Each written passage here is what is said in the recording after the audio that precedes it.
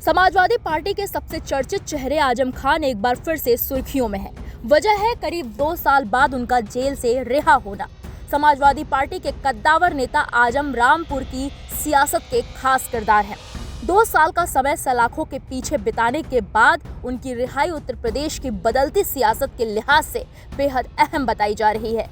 उनके रिहा होने के बाद लोगों के मन में पहला सवाल ये उठने लगा कि अब आजम खान किस पार्टी में जाएंगे, बीएसपी में जाएंगे, गठबंधन करेंगे या फिर कांग्रेस का हाथ थामेंगे। इन अटकलों पर हम इस रिपोर्ट में बात करेंगे। बता दें कि फरवरी 2020 में पहली बार आजम खान की गिरफ्तारी हुई थी और वहां से उन्हें सुरक्षा कारणों के चलते सीतापुर जेल शिफ्ट कर दिया गया था। आजम 27 महीने जेल में रहने के बाद मई 2022 में जमानत पर बाहर आए थे।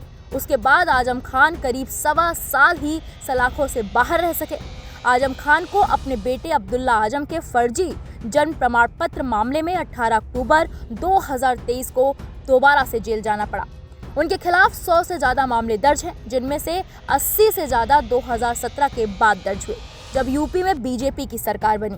आरोपों में जमीन हड़पने, धोखाधड़ी, आपराधिक अतिक्रमण, सार्वजनिक संपत्ति को नुकसान, भड़काऊ भाषण का इस्तेमाल जैसे मामले शामिल हैं। अगर उनके राजनीतिक करियर की बात करें तो आजम खान लंबे समय तक समाजवादी पार्टी के मुस्लिम चेहरे और ताकतवर नेता माने जाते रहे हैं। वो 10 बार विधायक, 1 बार लोकसभा सांसद, 1 बार राज्यसभा सांसद और यूपी सरकार में कैबिनेट मंत्री। इतना ही नहीं, विधानसभा में विपक्ष के नेता रह चुके हैं। आपको जानकर हैरानी होगी कि रामपुर की राजनीति में उनका किला इतना मजबूत रहा कि 1980 से 2022 तक लगभग लगातार इसी क्षेत्र से उनका परिवार जीतता रहा। हालांकि दिसंबर 2022 के उपचुनाव में भाजपा ने उनकी गढ़ मानी जाने वाली रामपुर सीट को भेदा और जीत हासिल की। हालांकि दावा किया जाता है कि रामपुर, मुरादाबाद और आसपास के मुस्लिम बहुल इलाकों में आजम खान का असर आज भी कायम है। यही वजह है कि 2027 के यूपी विधानसभा चुनाव से पहले उनकी रिहाई को बेहद अहम माना जा रहा है।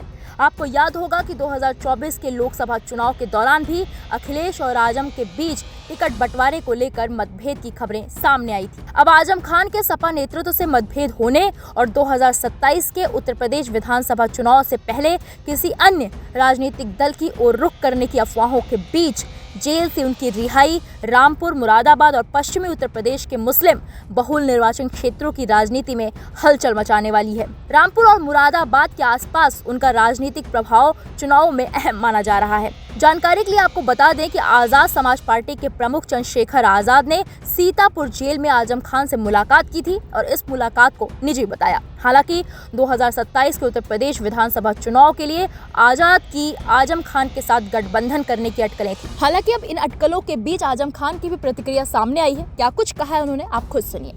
क्या कहेंगे, जनता का जो समर्थन भी अभी आपको बहुत प्राप्त हुआ? उनका बहुत शुक्रिया, सबका बहुत शुक्रिया, बहुत सी दुआएं उनके लिए।